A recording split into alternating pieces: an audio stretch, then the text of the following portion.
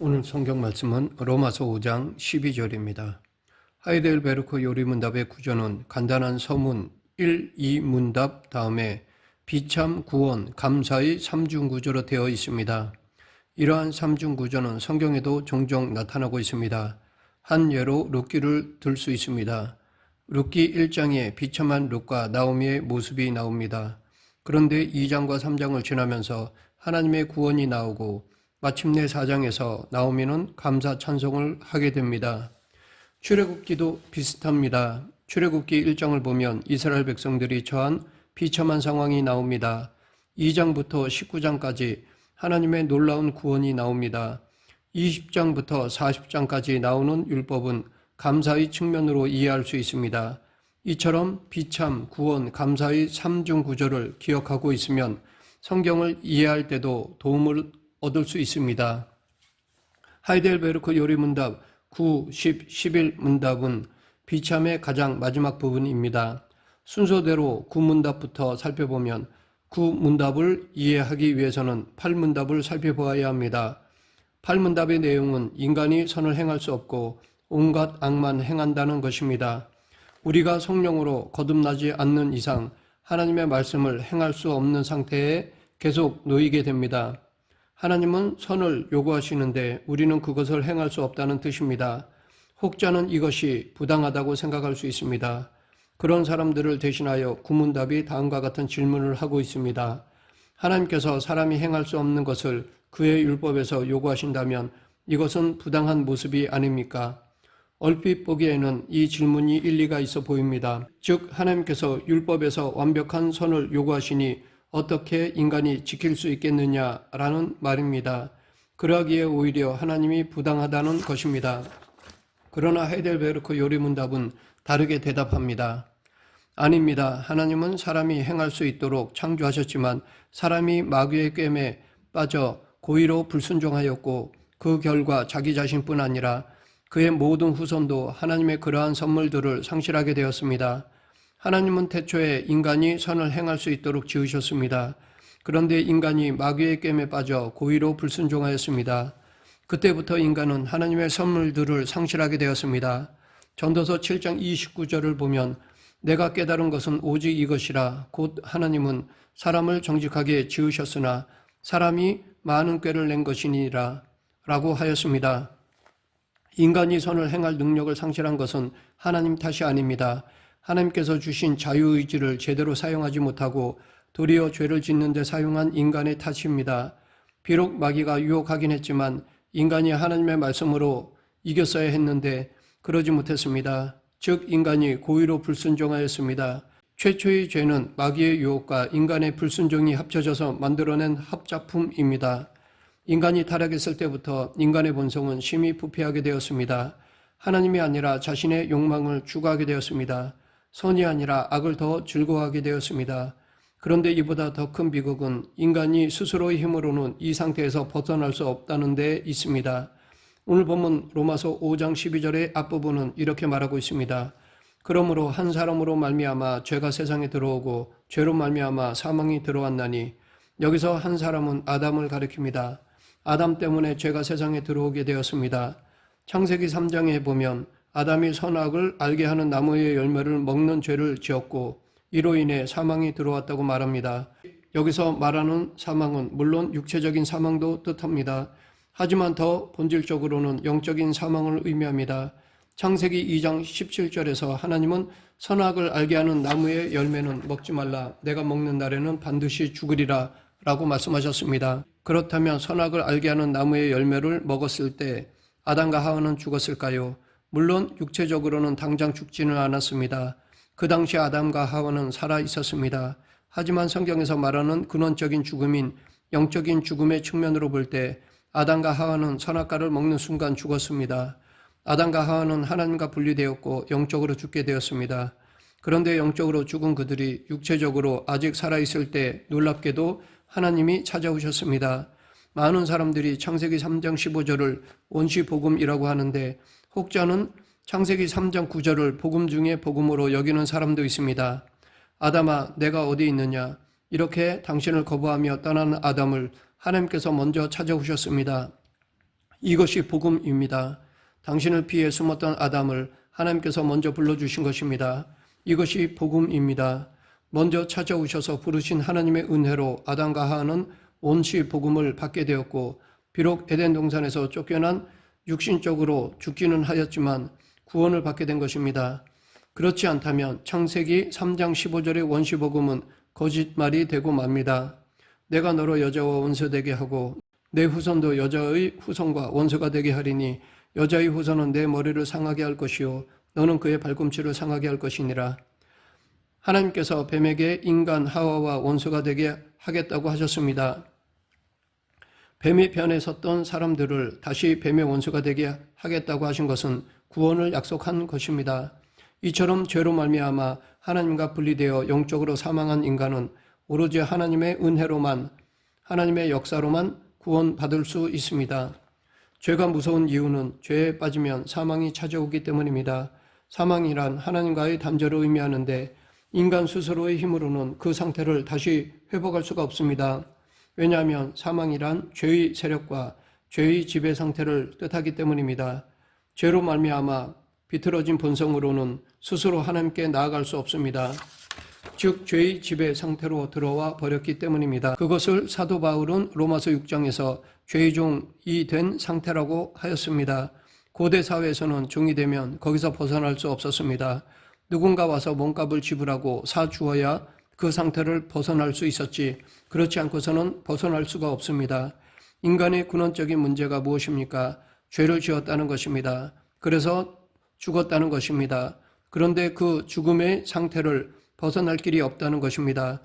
죄를 지어 죄의 종이 되어 버린 것, 이것이 바로 모든 인간의 근원적 문제입니다. 혹자는 이렇게 반문할 수도 있을 것입니다. 우리의 시조 아담이 타락해서 그가 불행에 빠진 것은 인정합니다. 그런데 왜 아담이 잘못했는데 지금의 나까지 불행해져야 합니까? 아담의 문제는 아담에게 끝나야지 왜 나까지 피해를 봐야 합니까? 이 말은 상당히 그럴듯한 질문입니다. 특히 개인주의적 성향이 큰 사회에서 살아가는 우리에게는 이런 식의 사고방식이 너무나 익숙합니다. 그런데 문제는 하나님께서는 인간을 그렇게 대하지 않으신다는 것입니다. 하나님은 태초에 인간을 지으실 때부터 모든 인간을 언약의 관계로 묶어놓으셨습니다. 왜 그렇게 하셨을까요? 이것은 인간 사회가 잘 굴러가도록 만드신 하나님의 배려입니다.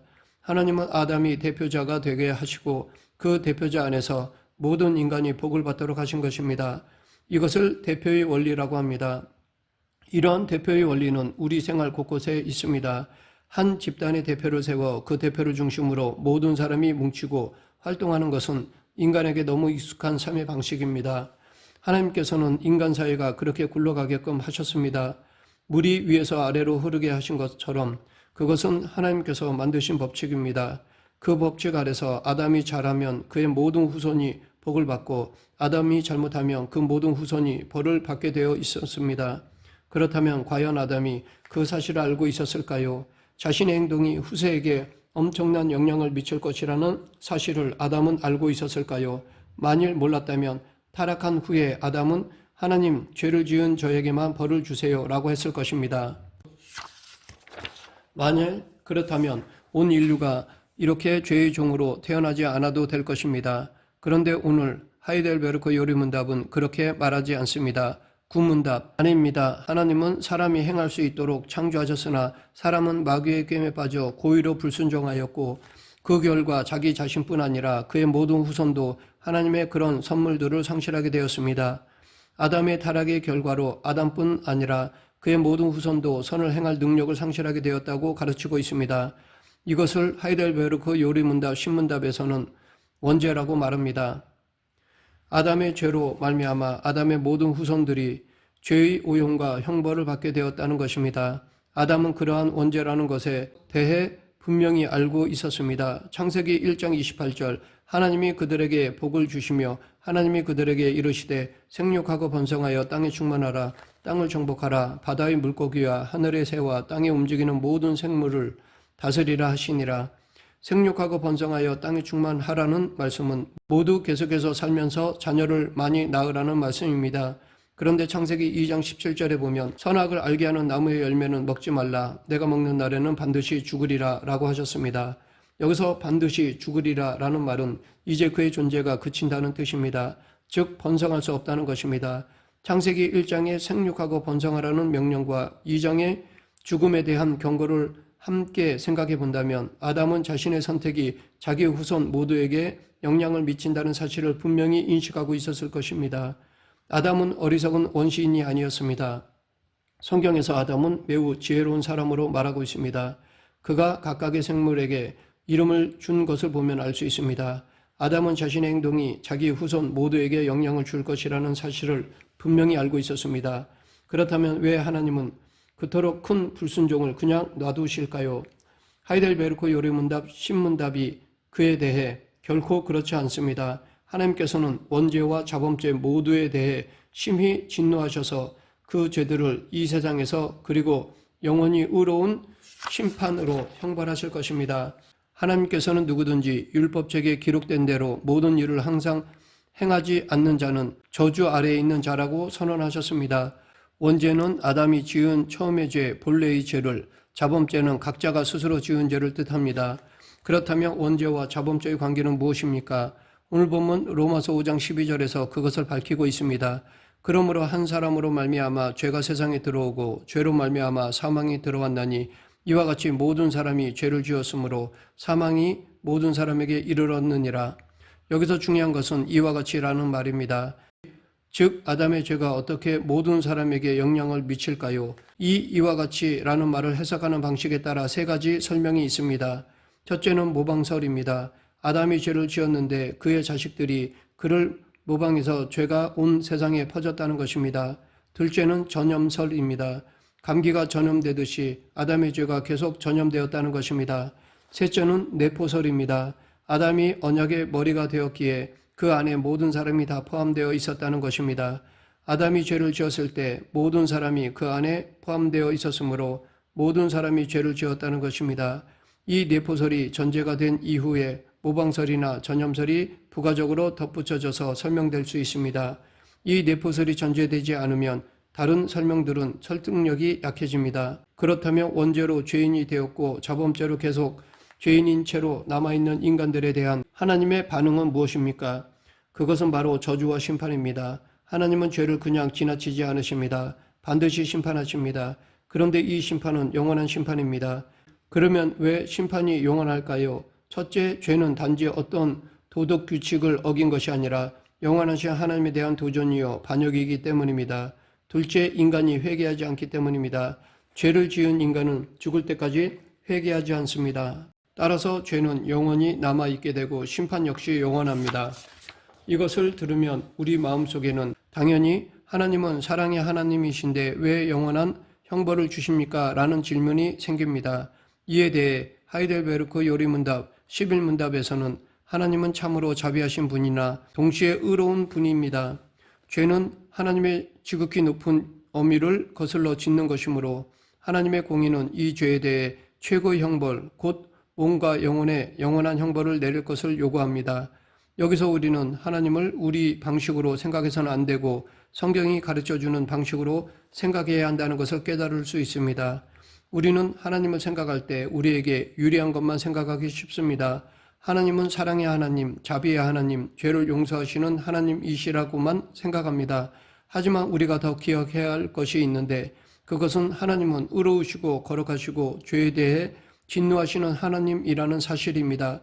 시편 71편 11절 하나님은 의로우신 재판장이시며 매일 분노하시는 하나님이시로다. 성경에서 지옥에 대해 제일 많이 말씀하신 분은 정작 사랑이 많으신 예수님이십니다. 예수님은 한 사람도 지옥에 가지 말라는 뜻에서 이렇게 자주 경고하신 것입니다. 하나님께서 우리에게 당신의 심판에 대해 이렇게 철저하게 말씀해 주시는 이유도 마찬가지입니다.